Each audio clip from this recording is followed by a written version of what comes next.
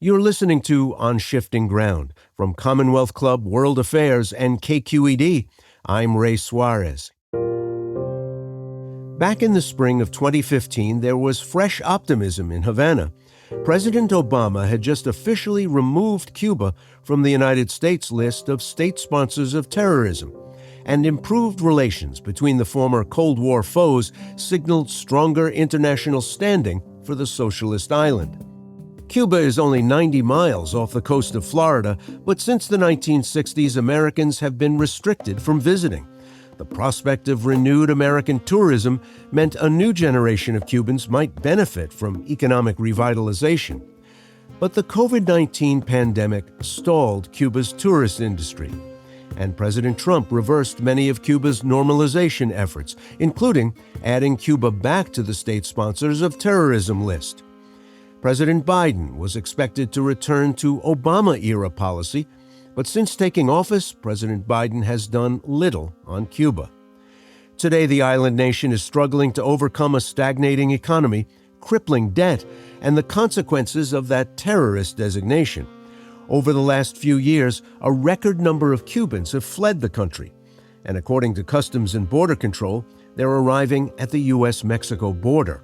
The people migrating are largely young. They're workers, caregivers, future leaders of the country. So where does our Latin American neighbor, just 90 miles from Florida, go from here? And are Cuban diplomats hoping President Biden will reverse Trump's business and travel restrictions? Joining me to answer these questions is the Cuban Ambassador to the United States. Lianys Torres Rivera is the first woman to lead Cuba's mission in Washington. She's been a diplomat since 1994 and previously served as Cuba's ambassador to Vietnam. From 2015 to 2017, during the Obama years, she was part of the Cuban delegation that met with U.S. authorities to discuss the reestablishment of diplomatic relations and the reopening of embassies in Havana and Washington. Ambassador, welcome to On Shifting Ground. It's great to have you with us. Thank you, Ray. It is a pleasure for me. You're a diplomat, so I expect a diplomatic answer, but I'd like to ask the most basic question. What is the current state of relations between the Republic of Cuba and the United States? Well, we have diplomatic relations that were reestablished in 2015 during the Obama administration. Back then, there was an opening and easing of some sanctions. Then Trump came and basically erased what was done in those 2 years.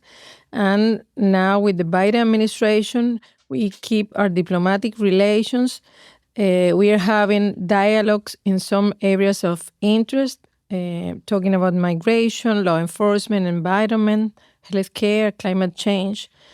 But talking about the sanctions, the Biden administration took some measures on May 2022 to reestablish remittances and to reopen flights to some of our airports and to reestablish people-to-people travel.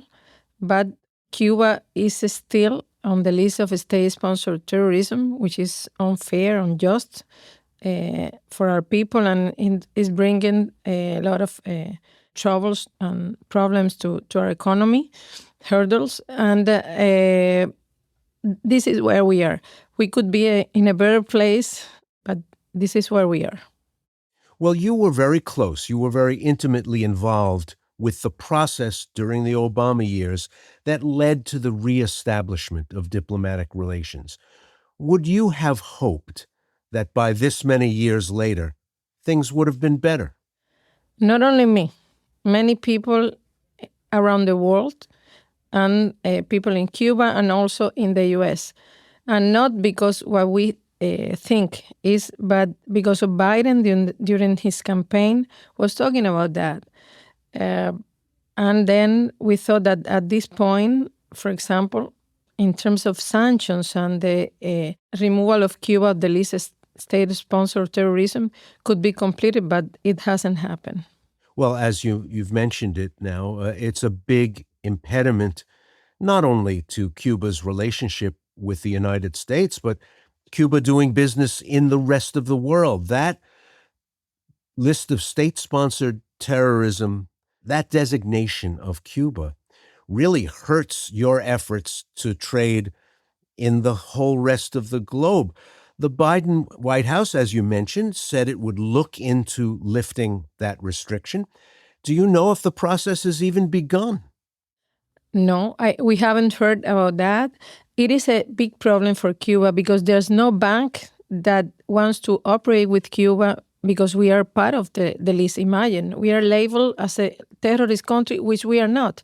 And companies are afraid to trade with Cuba because they can be fined if they get in any kind of operation with Cuba. So it's difficult to operate for a small economy like ours, but I think for any economy, being part of this list, being labeled as a terrorist state, it is a problem to advance with that. When the Trump administration put that designation on Cuba, it noted particularly your country's continued relationship with the FARC in Colombia and the ELN in Colombia, the Revolutionary Armed Forces of Colombia, which have fought against the government in Bogota for decades, and the National Liberation Army there. Those two groups have been in conversation with the government of Colombia, trying to reach an enduring peace. How come Cuba, maintaining talks with those two entities, has been such trouble for your country? How has the United States explained that? You know, that was the excuse to re-include Cuba in the list of state-sponsored of terrorism in 2021, 9 days before the Trump team left the White House. Cuba entered the peace talks with the Colombian guerrilla, with the FARC, and then after that, ELN, upon a request of the Colombian government. They asked us to be guarantor of the peace process, and Cuba has always been committed with the peace in Colombia. Anything that the Colombian government asks us to contribute to that process, we will do it, and we have been doing it. And in that regard, we were very committed to fulfill with our promises, with everything that was agreed on in those agreements, and we will continue to stick to that. I'm not a diplomat. I'm not an ambassador. I don't know exactly how this works. But given this problem, can Cuba say to the government in Bogota, to the Colombian government, look, help us out. Tell the United States, which has enjoyed friendly relationships with the Colombian government over the years, tell them that we're trying to help you. Tell them that we're not sponsoring terror. Can you activate your relationships with other parties and say, look, help us out. We need help with Uncle Sam, with the United States? Well, since the very beginning of the new government in Colombia, the Petro government, one of the first things that they did was asking the U.S. to remove Cuba from the list of state-sponsored terrorism. Their Ministry of Foreign Affairs went to Havana, and he made some statement on that regard. And the president, the Colombian president, Gustavo Petro, have been asking for the removal of Cuba from the SSOT since forever, because they feel that with Cuba, we were included in the list because of that. But it's not true. I mean, in the sense that we are committed. We are truly committed with the peace process in Colombia. It is a duty. We feel it like a duty for Cuba. But we really, not for that or for any other thing, should be in that list. Cuba is a country of peace, a country of solidarity, a safe country, and we want to share that with the world, and that's it. Well, during this time, with the problems that come along with that terrorist designation, in the last 2 years, 500,000 Cubans have attempted to enter the United States. That smashes records from earlier times, like the Mariel boat lift, like the Balsero crisis in 1994.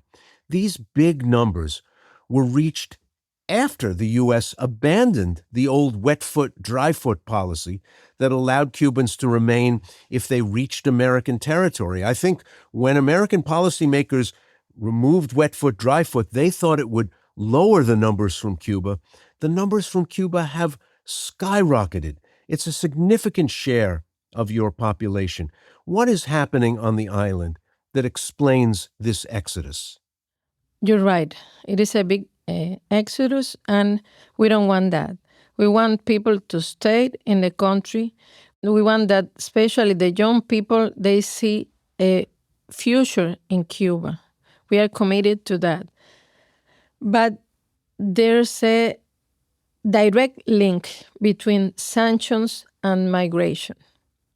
The U.S. government has a policy towards the northern triangle of Central America to try to tackle the roots, the causes of migration, to invest there in those territories, in those countries, so that people could find jobs or a better future there. But the policy towards Cuba goes in the opposite direction.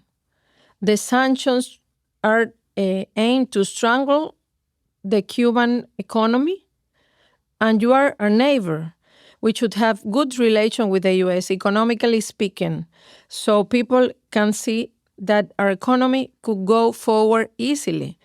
We have plans to develop the economy, and we will succeed in the long run. But in the meantime, it takes longer with these sanctions that are wreaking havoc in our economy. So for some younger people, they say, well, I'm not going to wait. It will take years, so I'm leaving. And on top of that, you have what we call the pull and push factors. You have that situation of the sanctions. Our economy was hit by the pandemic as the whole world. And on top of that, you have that small country that is trying to survive and develop in the most difficult situation, with no access to credit, with no access to anything that has more than 10% of U.S. components, with no access to the main financial institution in the world. So it's difficult to develop in those conditions an economy that is an open economy like ours. The situation is tough, and some people decide to leave. If Cuba will have a better economic situation, if the sanctions were eased, like happened with the Obama administration, those years you don't see the number of people leaving. One complicating factor, though, one interesting complicating factor. Nicaragua dropped the visa requirement for Cubans entering the country. It is very easy to get to Nicaragua from Cuba. The United States does not have friendly relations with Nicaragua, so it can't petition that government for help. Yet Cubans are flowing to Nicaragua and then heading north to Mexico and to the U.S. southern border. Has the State Department had official communication with your government trying to slow this down, trying to limit it? There are relations right now, they're a little tense, but what's the nature of the bilateral communication right now between Washington and Havana over this very large number of people? You know, we have migration agreements since 1984, and we have regular migration talks, talking about the two governments, the Cuban governments and the U.S. governments, where we address all these issues. Cuba, it is committed and will be always committed to work with the U.S. government for a safe and orderly migration. That is what we want. But you have to see this issue in a comprehensive way. It's not only that you take this and this and this measure that could be a Band-Aid. You need to tackle the roots. And as I said before, migration and sanctions are very linked. They are like brothers and sisters. If you want to get a good result in one, you have to work with the other. Otherwise, there could be a disaster. A lot of people think of Latin America in a kind of stereotypical way of very large families, of women having many children. But fertility has been low in Cuba for a long time. In much of the post-revolutionary period, there haven't been great big families. So there aren't a ton of young people to take care of their elders. But you know why? Because that's good and bad, but that's a consequence of the opportunities that women we have in Cuba. I was born after the revolution. I went to school for free since very little. I went to university for free. My mindset is not the same as my mother. For me, for many young Cubans, when I was young, I'm still young, but not that young, the priority for us is to study, to have a good job, to develop in our career. That's a priority. And Cuba for years have had the rate of birth like the one in a developed country. And it's because of that.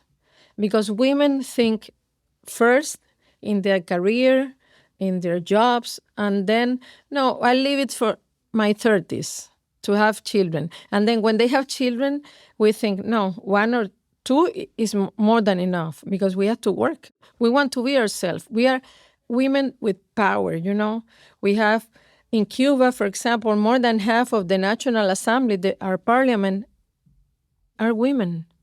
It happened. We are majority. Talking about prosecutors, women are minorities. So be careful. Be careful what you do. Doctors, the same. Scientists, the same. So when you are in any of those positions, you think twice before having children. In recent decades, there's been an attempt to encourage international tourism, to bring people to the beautiful beaches, to see the mogotes, to travel through the beautiful forests. The pandemic must have been a tremendous blow to the tourism industry. Are people coming back to Cuba now? Yes, they are coming back. But before the pandemic, we used to have 4.5 visitors going to Cuba. Millions. We're talking about 4.5 millions. Then the pandemic came to Cuba, and we have to take the painful decision. Do we close the country to protect our people? Or do we keep it open and keep the revenue? And we took the first decision. So we closed it. We save our people with our own 5 vaccine candidates, 3 of them 100% Cubans, vaccines against COVID. But that brought a cost for us. People are going back to Cuba, but because we are on the list of state-sponsored terrorism, one effect that is damaging that number is that any European that has traveled to Cuba after January 11, 2021, when we were re-included in the list of state-sponsored terrorism, cannot come into the U.S. under this ESTA visa program. It means that they have to get an appointment in any U.S. embassy in Europe that could be fast or could take weeks or could take months to apply for a visa.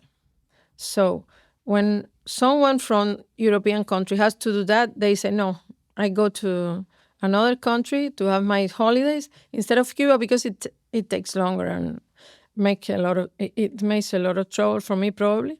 So there's opposition from the European government, some of them in that regard, because that is limiting the ability of their citizens to travel to Cuba in an easy way, we could say. Has attempts to bring more normal relationships between the United States and Cuba been handicapped by the current Russian invasion of Ukraine? I know that in recent decades, Cuba has had a very close relationship with Ukraine because of all the medical outreach in the post-Chernobyl era. But everyone knows that Russia also has historically close relationships with Cuba. Has this been difficult diplomatically? Has it caused difficulty with the United States? Cuba have had good relation with Ukraine.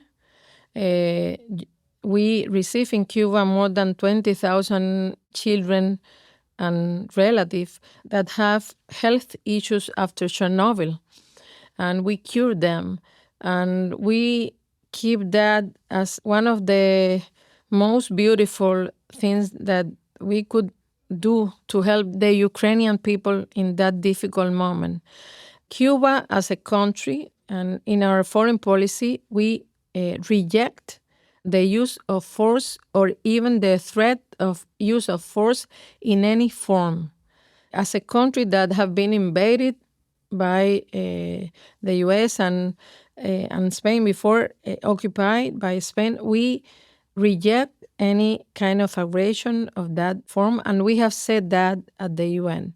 We have good relation with all countries, Russia, Ukraine, any of them, and we don't interfere in any conflict, not that one that you were mentioned on any other part of the world. What Cuba wants is to live in peace and to have good relation with any country, including the U.S., that come to us with respect. And that's it. Ambassador, you've been very gracious, very generous with your time. It's good to talk to you, and I hope we get to talk again. Thank you so much. Thank you, Ray, for having me.